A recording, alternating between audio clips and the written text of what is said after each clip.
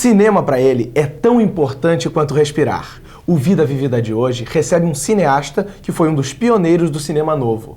Diretor de cinema e televisão, ele já produziu e dirigiu diversos filmes e documentários. Aqui conosco, Zelito Viana. Tudo bem, Zelito? Tudo bem. É um prazer para a gente tê-lo aqui no nosso Prazer programa. Para começar, então, você é de Fortaleza. Ceará. Cearense. Quando você veio para o Rio? Você se radicou no Rio com que idade? Eu vim com 4 anos de idade. 4 anos de idade? Era pequenininho. Minha família se mudou de lá, né? Veio todo mundo, eu e meus irmãos. Meu irmão mais velho veio antes, um pouco, para estudar, fazer vestibular.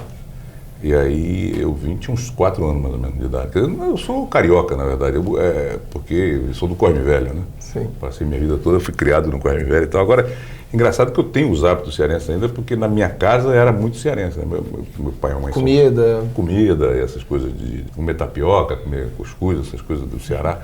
E eu até hoje gosto muito e toda vez que vou lá me divirto muito. Passou isso para os filhos também? É possível que tenha um lado cearense neles. Depois, minha mulher tem uma fazenda na Bahia e tal, a gente está sempre... Eles foram criados muito lá e tal.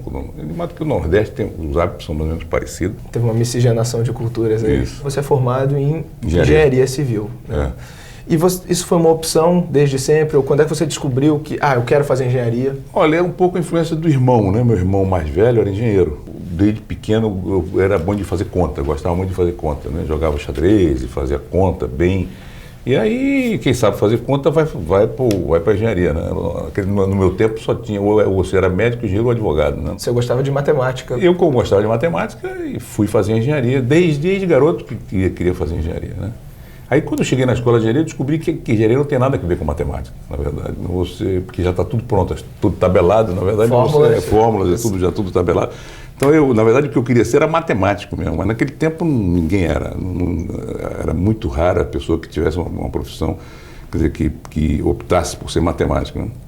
Então, fiz engenharia, depois fiz engenharia econômica, né? Fiz um ano de engenharia econômica, depois estudei metalurgia, fui para a França, virei engenheiro metalúrgico e fazia aços especiais quando eu entrei para o cinema.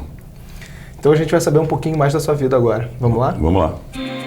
Formado em engenharia civil e nascido numa família de artistas, José Viana de Oliveira Paula, o cineasta Zelito Viana, se rendeu ao mundo das artes aos 26 anos, quando largou a engenharia e fundou a produtora Mapa Filmes. Como diretor e produtor, realizou diversos trabalhos, entre eles Vila Lobos, Uma Vida de Paixão, JK, Bela Noite pra Voar, Avaeté e Terra dos Índios. Na televisão, fez programas como Chico Total e Imagem da História. Em 40 anos de carreira, Zelito Viana ganhou vários prêmios. Então, voltando um pouquinho, você estudou metalurgia na França.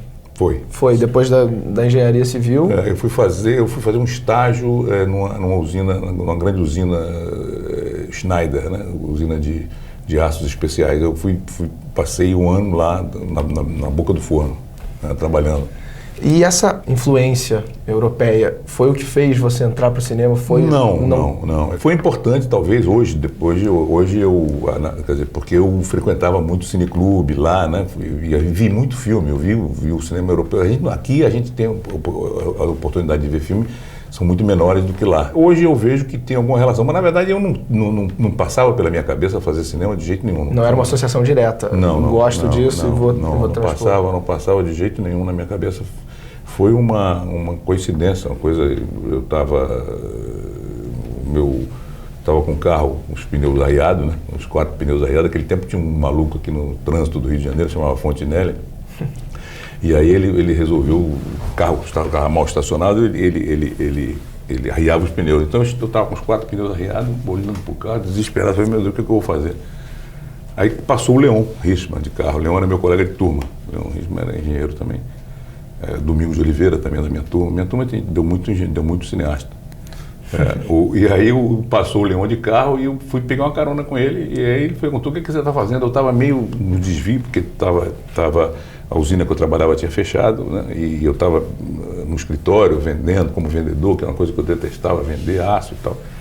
Eu falei, não estou meio parado, estou trabalhando, mas não estou gostando do que estou fazendo. Ele falou, uai, por que você não entra para o cinema? Eu falei, mas eu vou fazer no cinema. Ele falou, uai, você não sabe fazer conta? Eu falei, sei, então vai ser produtor. E aí eu virei produtor de cinema. O seu primeiro contato com o cinema foi como produtor? Foi justamente para acabar o filme Cabra Marcado para Morrer. A primeira coisa que eu fui fazer no cinema era acabar o filme Cabra Marcado para Morrer, que depois nós acabamos 20 anos depois. Que é do Movimento Cinema Novo. Que é do Coutinho, do Eduardo Coutinho. Você pode dar uma pincelada pra gente, pro telespectador também, o que foi o Movimento Cinema Novo, como é que ele começou, Olha, o Cinema Novo era uma reunião de amigos da classe média do Rio de Janeiro, universitários, né, todos universitários, que resolveram fazer cinema. Quer dizer, uns de um lado, outros de outro, quer dizer, o Glauber na Bahia, né, o Joaquim Pedro já era mais velho, já fazia um pouco de cinema, o Nelson Pereira dos Santos já tinha feito o Rio 40 Graus, né? E Walter Lima Júnior também. Walter Lima, Paulo César e tal. Então, Cacá, né? Essas pessoas eram todas do Rio de Janeiro, de classe média, né? Todas universitárias, e era uma patota, na verdade, né? Uma patota que resolveu mudar o mundo, que o cinema era um instrumento, uma arma para isso, era um instrumento para isso. Então, a câmera era uma ferramenta para a transformação do mundo, né? Entendeu?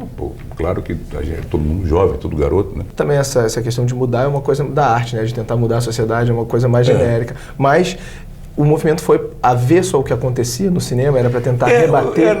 É que o cinema naquela época, ele estava num período de queda, né? Tinha acabado a chanchada estava em decadência, né? E o cinema brasileiro estava meio vazio, não tinha muito filme sendo feito, entendeu? Então, o Cinema Novo entrou nessa onda de baratear o custo de fazer. Na verdade, o Cinema Novo é um sistema de produção, no fundo, entendeu? A gente produziu um filme, a frase famosa do Globo, uma câmera na mão, uma ideia na cabeça, né? Resume exatamente isso. Quer dizer, naquele tempo só se fazia cinema em estúdio. Então, a gente foi para a rua para fazer cinema em locação, né? Barato e com os amigos, entendeu? Praticamente ninguém ganhava dinheiro, né? O salário era... A gente só, para fazer um filme, precisava ter dinheiro para comprar o negativo e pagar a líder, pagar o laboratório, mais nada, o resto tudo era de graça. Os atores vinham trabalhar praticamente de graça. Então era uma ação entre amigos, né? E hoje em dia é possível fazer de novo com esses novos meios tecnológicos. Você hoje com uma cameretazinha dessa, igual que está sendo filmada aqui, você pode fazer um longa-metragem, né? E passar no cinema e na tela grande, né? Aqui na escola. Hoje a tecnologia está permitindo que mais gente democratize os meios de produção, né? Zelito, o papo tá bom, mas a gente vai para o intervalo e já volta. O Vida Vivida vai dar uma paradinha e a gente volta já com mais Zelito Viana. Não saia daí.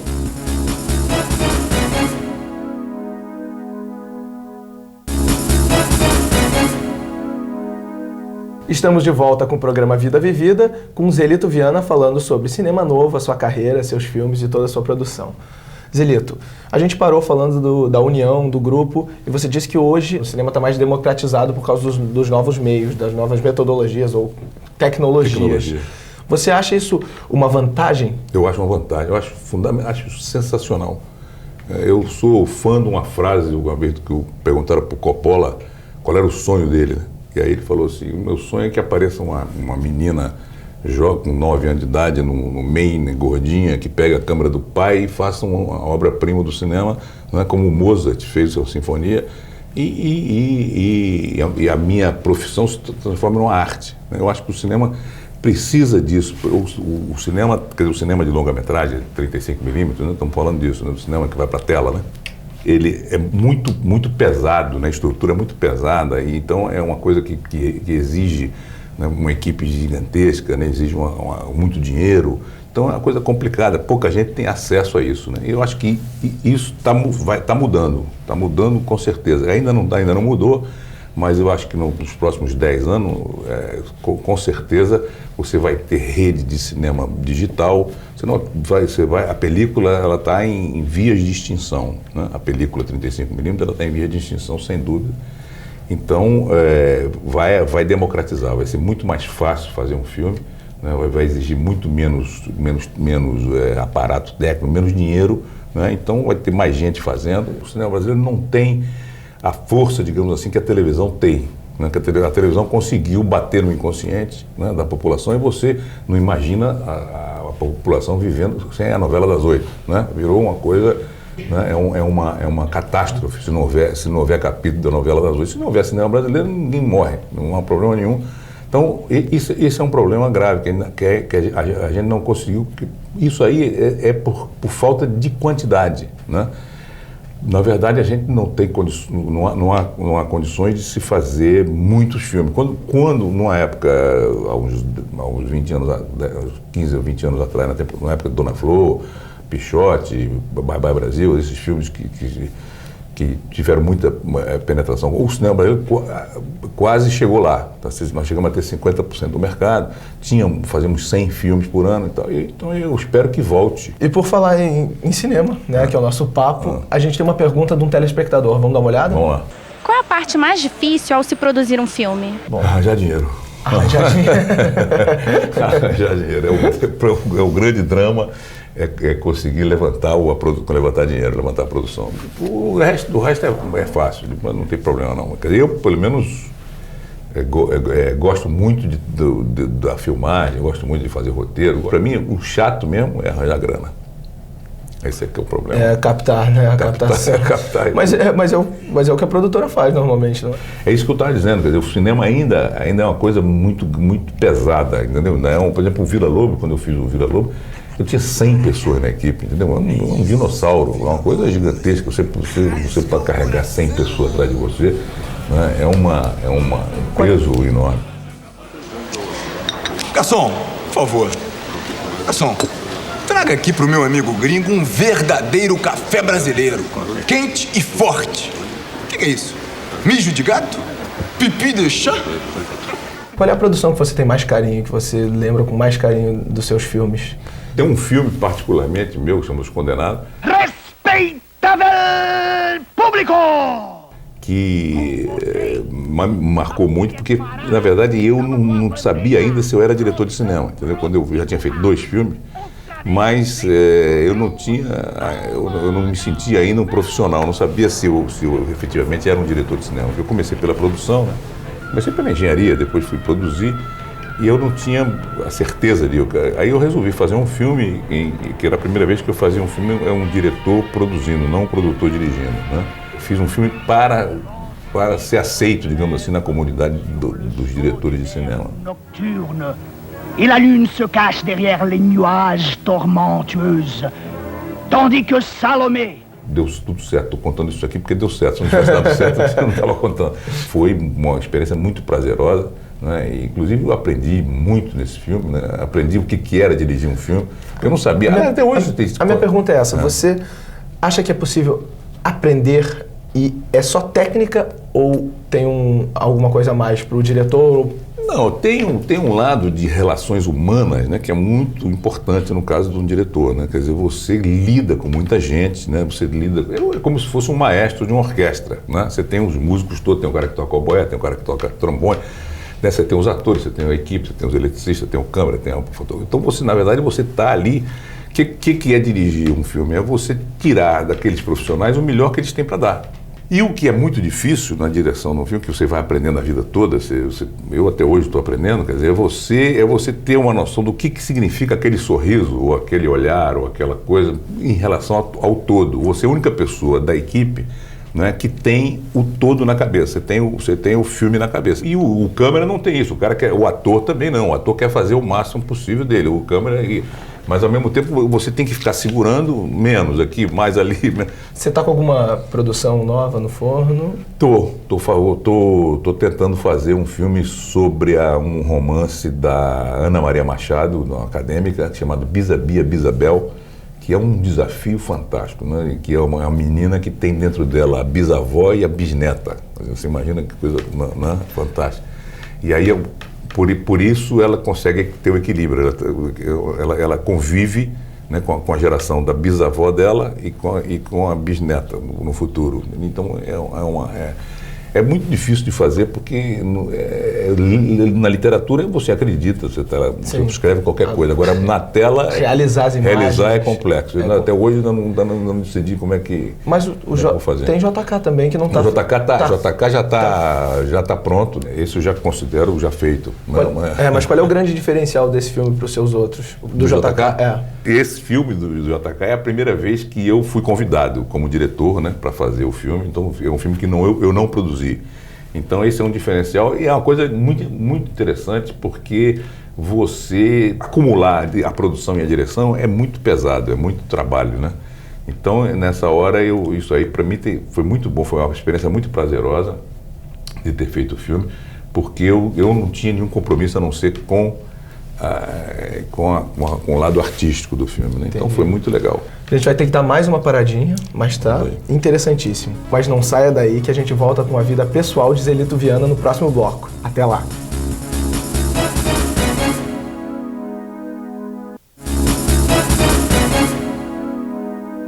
Bem, então estamos de volta com o Zelito Viana aqui no Vida Vivida e agora a gente vai saber um pouquinho mais da vida pessoal dele. Vamos lá? Vamos lá. Nascido em Fortaleza, Ceará, o cineasta tem 16 irmãos. Dentre eles, o comediante Chico Anísio. Casado há 45 anos com Vera de Paula, é pai do ator Marcos Palmeira e da diretora de cinema Betsy de Paula. Zelito é avô coruja de Beatriz e João Simval. O cineasta também adora carnaval e futebol. Seu time do coração é o Vasco da Gama. Então, um amante do futebol e gosta de jogar futebol de botão também com seus netos, é isso? Joguei muito. Hoje estou com problema de coluna, tá ruim de abaixar. E aquele vovozão que leva os netos para passear? Quando posso levo. Gosto muito. Tempo? Gosto muito de... Sou coruja mesmo. Para mim, neto pode tudo. Entendeu? Deixa fazer qualquer coisa, não tem problema nenhum. E você é pai da Betsy e do Marcos. Como é que é essa relação pai e filho no platô, como chamam no platô de cinema? Olha, é muito legal, porque no caso específico, o Marquinho é uma pessoa extremamente solidária no set. Foi criado no cinema, né? Então, conhece tudo de cinema. Então, é uma pessoa que colabora muito, ajuda muito no set, né? E na verdade, eu tenho com ele uma relação de ator para diretor, quando estou trabalhando, muito profissional. Eu respeito muito ele, eu achei ele um grande ator, né? Ele também gosta de mim. Então, a gente se dá muito bem. Meus amigos, la feijoada! Bom, como a gente está falando de filhos e família, a gente tem um depoimento no ponto. Vamos lá ver? Vamos lá. Pai, muito merecida essa homenagem a você. Você é uma pessoa muito especial. Você, além de ter dado toda a minha educação familiar, né, junto com a minha mãe ali, muitas coisas do meu jeito de ser, da minha maneira de encarar a vida vem de você. Você é um grande pensador do Brasil, da cultura brasileira. E isso é uma coisa muito importante. Eu espero que essa homenagem ela se multiplique, né, e você consiga realmente passar para as pessoas tudo aquilo que você pensa do Brasil. Eu acho que você é uma grande cabeça. Me sinto muito honrado de ser seu filho, muito feliz de fazer parte dessa nossa família tão aquecida e tão calorosa. Um beijo grande, parabéns por essa homenagem. Você é um cara muito especial e meu grande amigo. Não, ser filho de cineasta é uma coisa muito engraçada, né? Se a gente se acostumar a ter a produtora em casa, a gente não sabe se leva o trabalho para casa, né, ou se dorme no serviço. Mas enfim, meu pai não pode, você não vai esquecer de contar como foi que foram parar os índios lá em casa, como é que os 4 chavantes entraram na nossa vida e nunca mais saíram. Eu estava filmando Terra dos Índios, um documentário, né, Terra dos Índios, então estava lá na aldeia de São Marcos, lá no meio do mato, lá em Mato Grosso, e aí dei o endereço e tal, falei para os índios, né. E um belo dia tocou a campainha, eram 4 chavantes numa Kombi cheia de artesanato, e ficaram 3 ou 4 meses dentro de casa, eu acho que uns 4 meses dentro de casa. Foi uma revolução, né? Uma revolução na minha casa. Foi dessa vinda desses chavantes que ele foi. Você ele... chegou aí para a aldeia onde o Marcos ficou? Não, era a aldeia foi para uma aldeia que eu tinha ido. Eu combinei com o Aniceto, que era o cacique, né? De que ele ia para lá. E agora foi genial que depois que eu acertei com ele que o Marquinhos ia para lá, né? Ele começou a ficar triste. Eu falei, por que está triste, Aniceto? Ele falou assim, porque ele não sabe nada, ele não sabe andar no mato, ele não sabe caçar, ele não sabe... E é grande, ele estava preocupado com a alfabetização de adulto, né? Porque ele não tinha como educar. Se ele fosse pequeno, a gente ensinava, mas ele grande, não sabe nada. Quer dizer, então, como é que eu vou ensinar para ele? Deixa ele lá solto que ele vai aprender. Ele ficou quanto tempo? Ficou lá um bom, acho que um mês, assim, direto, né? Um mês direto. E depois ele voltou várias vezes, depois ele entrou para a FUNAI, foi trabalhar na FUNAI, e aí foi outras aldeias, e agora ele tem um pai. Agora, uma experiência fortíssima que ele teve foi porque lá quando ele foi para a aldeia, um dos 4 índios o adotou como pai, né? Inclusive tirou um nome dele e deu para ele, mas quem tem um nome indígena, Tsuari, né? Um nome chavante. E esse cara, esse germano, né? 20 anos depois, apareceu lá em casa. Tocou a campainha, depois o Marquinhos já grande, já ator e tal. E aí tocou a campainha e falou assim, quero ver meu filho. Quando o Marquinhos chegou, ele abraçava o Marquinhos, chorava, aquele choro ritual, né? Um negócio bonito mesmo. E foi uma experiência muito forte. Mexer com índio é uma coisa muito complicada, porque a cabeça muda, né? Você não tem dúvida, eles é um outro contato com a natureza. É outra coisa, é outro pensamento, outro raciocínio, é outra coisa. Mas como a gente está falando de emoção, a gente tem mais um depoimento, vamos lá ver? Vamos lá. Oi, Zelito, eu espero que esse programa fique ótimo, que você fique lindo, até porque hoje nós estamos fazendo 45 anos de casado, é coisa beça, cara. Beijos. 45 anos de casado, mas é engraçado, é que parece que são 45 dias ou 45 minutos. É uma coisa impressionante, porque o tempo passa numa rapidez, né, e ao mesmo tempo eu me dou muito bem com a minha mulher. Na verdade, até hoje, nós nunca brigamos nesses 45 anos. Uma coisa rara, mas é difícil, mas deu certo, né? Encontrei a pessoa que deveria ter encontrado. Tem mais alguém querendo falar com você. Vamos ver? Vocês trabalharam, hein? Bom, não sei o que falar de você e eu só queria te mandar um beijo e pedir para você contar a história do Chapéu do Villa-Lobos. Fomos filmar com 4.000 crianças. Agora, filmar com 4.000 crianças é um inferno, aquela coisa, as crianças gritando, pedindo água. Não é um evento, na verdade, é uma loucura. A gente tinha combinado, e nós com balões, que é formando a bandeira do Brasil, né? E os balões, em um determinado momento, iam se soltar, né? Sair e a bandeira ia subir, ia se desfazer e tal. Essa era a cena, né? E uma confusão infernal. E eu tinha combinado com as câmeras, eram 3 câmeras, eu tinha combinado com as câmeras que quando eu tirasse o chapéu, né, os caras soltavam a bola. Tinha combinado com todo mundo. Sinal. Era o sinal, era eu tirar o chapéu. Aí, quando eu estava nessa confusão de criança para lá e para cá, minha cabeça coçou e eu tirei o chapéu. E quando eu tirei o chapéu, os balões, todo mundo soltou o balão e os câmeras saíram correndo, porque os câmeras não estavam... Antes do tempo.